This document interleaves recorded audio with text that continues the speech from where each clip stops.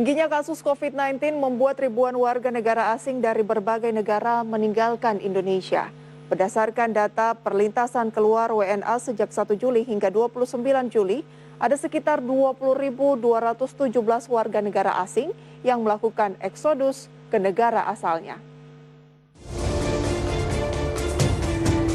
Tingginya kasus COVID-19 membuat ribuan warga negara asing dari berbagai negara meninggalkan Indonesia melalui Bandara Internasional Soekarno-Hatta, Tangerang, Banten. Tidak terkecuali tenaga kerja asal China yang telah habis masa kerjanya. Imigrasi khusus kelas 1 Soekarno-Hatta mencatat berdasarkan data perlintasan keluar WNA sejak 1 Juli hingga 29 Juli, ada sekitar 20.217 warga negara asing yang melakukan eksodus ke negara asalnya. Eksodus WNA ini didominasi dua negara yakni Jepang sebanyak 3.320 orang dan China sebanyak 2.550 orang. Kepala Bidang Teknologi Informasi Keimigrasian Sam Fernando mengatakan alasan mereka kembali dikarenakan masa izin tinggal di Indonesia telah habis dan akan mendapatkan vaksinasi di negaranya. Data warga negara Cina yang keluar meninggalkan wilayah Indonesia melalui Bandara Internasional Soekarno-Hatta sejak tanggal 1 sampai dengan 29 Juli 2021 berjumlah 2.550 orang. Mereka meninggalkan Indonesia itu ada bermacam alasan. Yang pertama, memang izin tinggalnya habis berlaku. Yang pertama yang kami ketahui. Yang kedua adalah mereka sengaja pulang ke negaranya untuk mendapatkan vaksin. Sesuai data yang kami miliki, warga negara Jepang dari tanggal 1 sampai tanggal 29 Juli 2021 yang keluar meninggalkan wilayah Indonesia melalui Bandara Soekarno-Hatta itu berjumlah 3.320 orang. Tidak hanya itu, data perlintasan WNA yang masuk ke Indonesia melalui Bandara Soekarno-Hatta sejak pemberlakuan Permenkumham nomor 27, ada sebanyak 850 WNA dari berbagai negara. Di antaranya Amerika Serikat 121 orang, Turki 80 orang, India 47 orang, Perancis 44 orang, China 43 orang, dan 17 WNA yang ditolak masuk ke Indonesia. Dari Tangerang, Banten, Hasnugara, IDX Channel.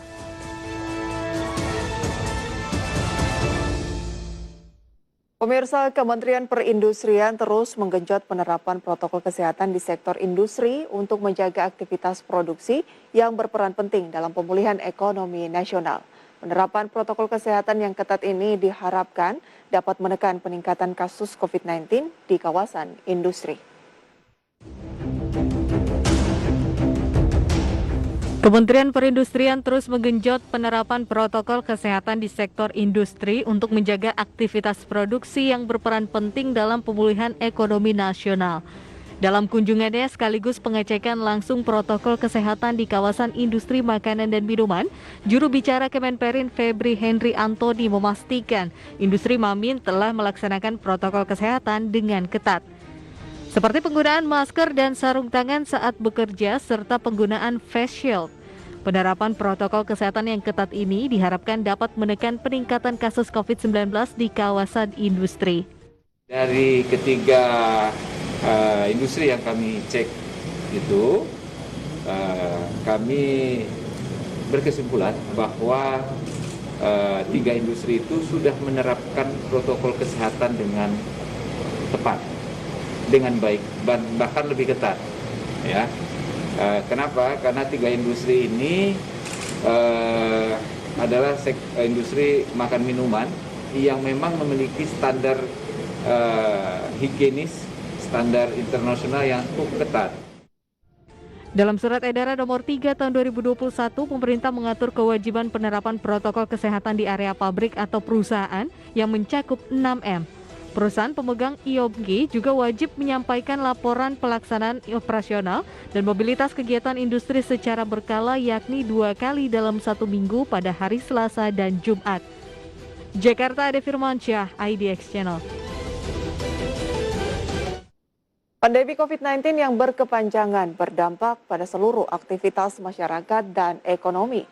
Meski demikian, pandemi tidak hanya memberikan duka, namun juga keseimbangan industri yang mengalami pertumbuhan, salah satunya adalah industri berbasis digital. Pandemi COVID-19 yang berkepanjangan berdampak pada seluruh aktivitas masyarakat dan ekonomi. Tak sedikit sejumlah sektor industri yang harus terhenti. Dalam bedah buku Le Parle Covidnomic, anggota Komisi 11 DPR RI Kamrus Samad mengapresiasi langkah pemerintah yang menerbitkan peraturan pemerintah pengganti Undang-Undang Nomor 1 Tahun 2020 tentang kebijakan keuangan negara dan stabilitas sistem keuangan untuk penanganan pandemi COVID-19 dalam rangka menghadapi ancaman membahayakan perekonomian nasional dan stabilitas sistem keuangan. Meski demikian, Kamrus Samad menilai pandemi tak hanya memberikan duka namun juga keseimbangan industri ekonomi yang mengalami pertumbuhan, salah satunya industri berbasis digital.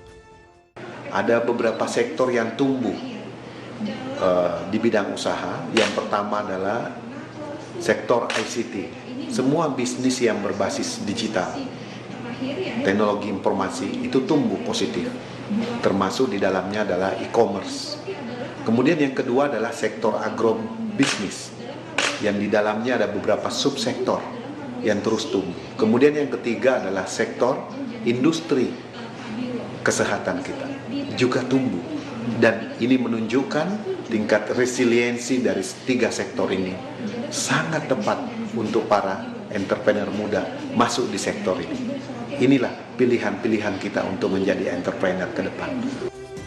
Berdasarkan data Bank Indonesia, sepanjang tahun 2020 transaksi e-commerce mencapai Rp266,3 triliun, tumbuh 29,6% dari tahun sebelumnya sebesar Rp205,3 triliun. Sementara itu, hingga kuartal 1 2021, transaksi di e-commerce sudah mencapai 548 juta transaksi dengan nominal mencapai Rp88 triliun. Dari Jakarta, Tim Liputan IDX Channel.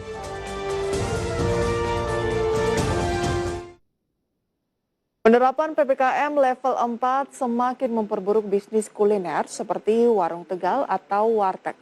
Kawantara mencatat omset bisnis warteg anjlok hingga 90% hingga membuat 25.000 pelaku usaha gulung tikar.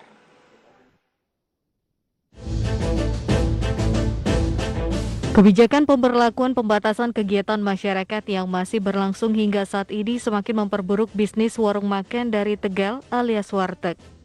Sejak diberlakukannya PPKM darurat hingga PPKM level 3 dan 4 khususnya di kawasan Jabodetabek, Komunitas Warung Tegal Nusantara atau Kowantra mencatat kebijakan tersebut berdampak pada penurunan omset hingga 90%. Ketua Umum Kowantra Mukroni menyebutkan anjloknya omset lantaran bisnis warteg mengandalkan pembeli yang merupakan pekerja. Sementara mobilitas yang dibatasi pemerintah membuat para pekerja bekerja dari rumah atau work from home, terlebih banyaknya pekerja yang di-PHK membuat pengunjung warteg semakin berkurang. Di mana terkontraksi cukup dalam 10,2%. Belum lagi saat ini diberlakukan pembatasan kegiatan masyarakat level 4, sehingga beban yang ditanggung oleh pelaku usaha restoran jauh lebih berat. Untuk itu, Indef berharap pemerintah dapat segera memberikan bantuan kepada pelaku usaha restoran, baik secara fiskal maupun modal, agar bisa menahan terjadinya PHK massal di sektor usaha restoran. Apalagi pertumbuhan sektor akomodasi makanan minuman di tahun lalu saja terkontraksi cukup dalam, hingga minus 10,2%.